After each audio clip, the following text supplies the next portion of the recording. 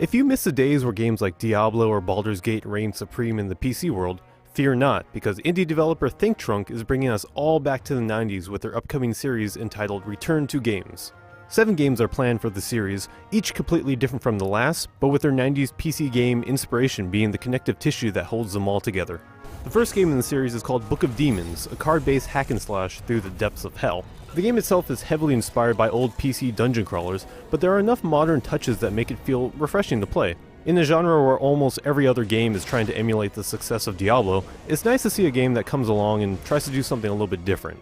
The art style alone is worth mentioning, with its papercraft theme encompassing almost every part of the game.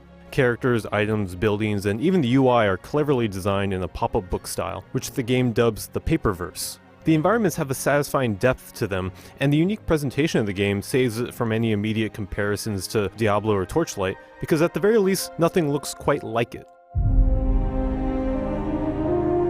Jumping right into the game, you'll notice that you'll be able to choose the length of your journey. The game's levels are procedurally generated, so if you're short on time, you can finish an area in about 5 minutes. But if you've got the whole weekend to play, you can expand it to 10, 15 minutes, or even longer if you want. But one thing that is immediately apparent when you start the game, regardless of the length of the quest you choose, is that your character is on a fixed path. You can move throughout the dungeons on your own, but only on the lane that the game designates for you. This may sound like a terrible decision, as most people play dungeon crawlers for the adventuring aspect, but it allows the game to get creative with how it presents enemies to you. Attacking monsters only takes a single click of the mouse, but when facing a large number of them, you won't be able to just run in guns blazing. You'll need to be methodical about who you take out and when, lest you get blindsided by a couple of fireballs. Thankfully, the game has a fairly robust card-based skill system, so you'll always have the right tools to vanquish your foes. And trust me, there's no shortage of enemies in this game. The deeper and deeper you dive into the dungeons, the more numerous and more dangerous they become.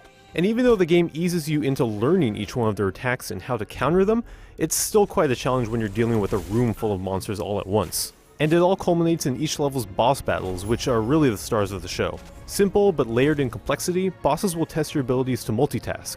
You'll have to manage numerous enemies, magical spells, and various different attack phases in order to defeat them.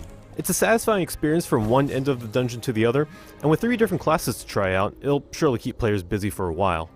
Book of Demons is bound to entice newcomers to the genre, as well as longtime action RPG fans who have been longing for a different kind of dungeon crawler.